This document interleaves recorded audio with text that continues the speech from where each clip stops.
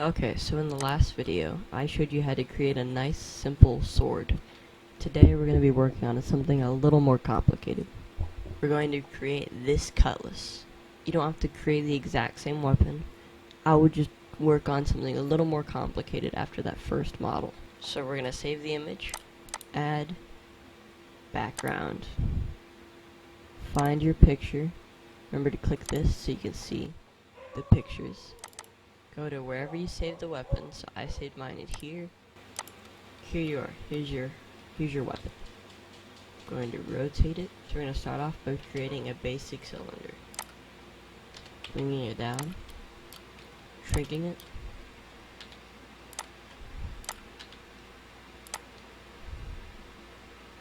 Alright, we're going to start off with the pommel this time and not the handle.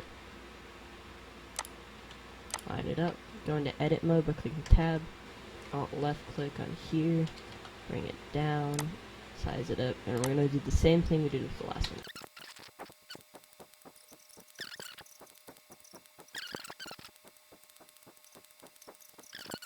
Okay. Now we're going to work on the handle. Add another cylinder. Bring it down. Size it down.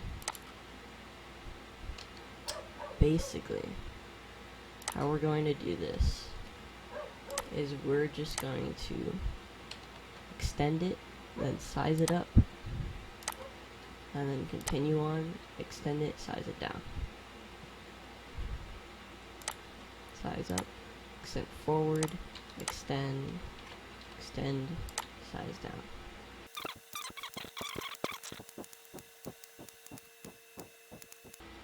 Again, this doesn't line up perfectly, but it's the basic shape. Okay, next we're gonna work on this bit right here. So we're going to add a cylinder, rotate it by X 90 degrees, bring it down, shrink it down, around here, Alt left click, and then we're gonna extend it, and we're gonna follow the shape of this.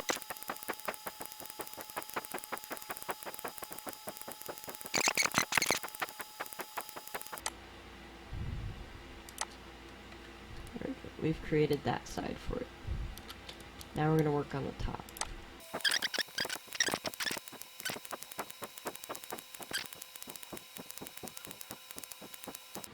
There we go. We have the nice basic shape of it.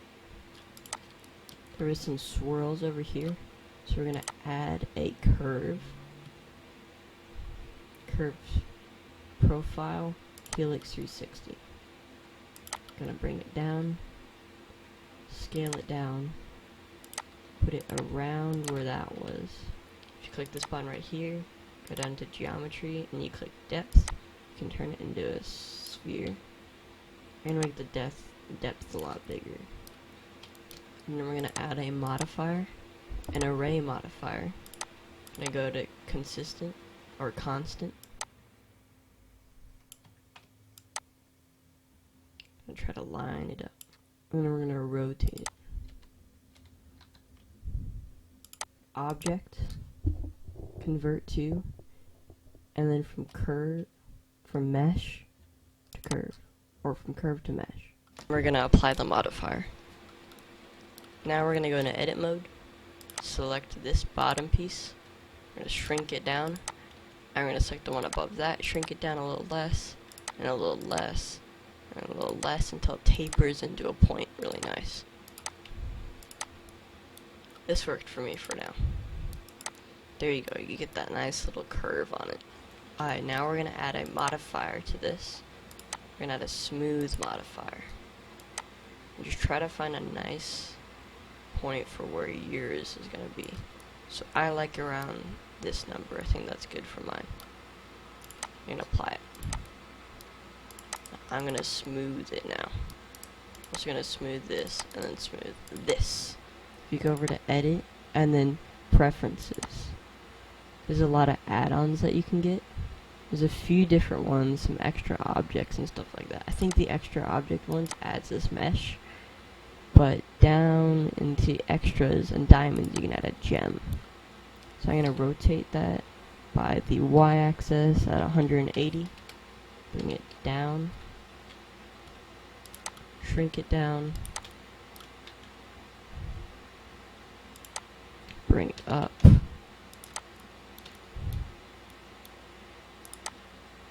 Like that. There we go. Bring it up a little more. I'm going to add a torus. Bring that down. Shrink that down. And then put that around there.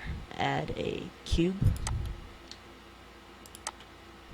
And we're going to line the face of it up with the blade. Like that. And then you're just going to make your way up.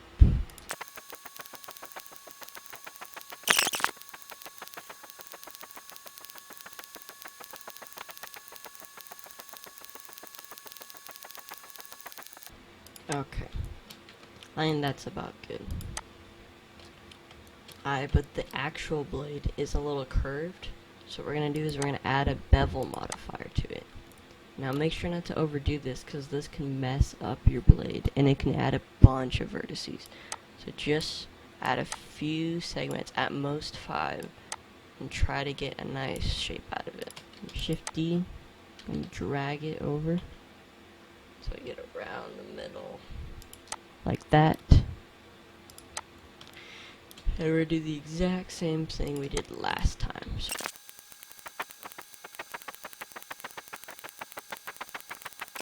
like that. And now we're going to do the same exact thing we did last time.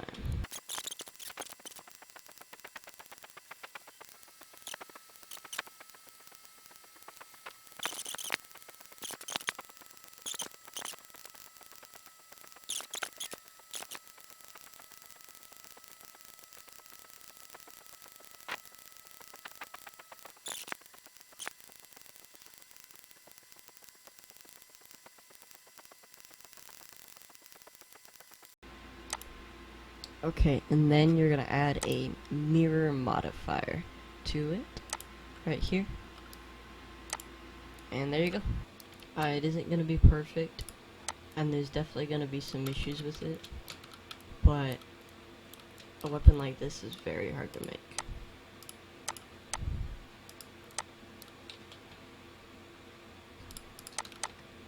Okay, well, there you go, you made your cutlass. I'm gonna add some texturing to it.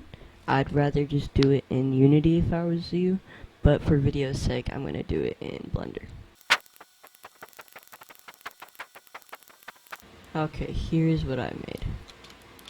I think that's actually pretty good. I'm really happy with that. I'm gonna save it as video cutlass. Yeah, I mean, honestly, that's one of, if not the best sword I've ever made. So I definitely recommend this tutorial. I am, real quick, however, going to move both of these just the tiniest bit off center, and it's really annoying. But yeah, there you go. That's how you make a cutlass in Blender. I hope you enjoyed.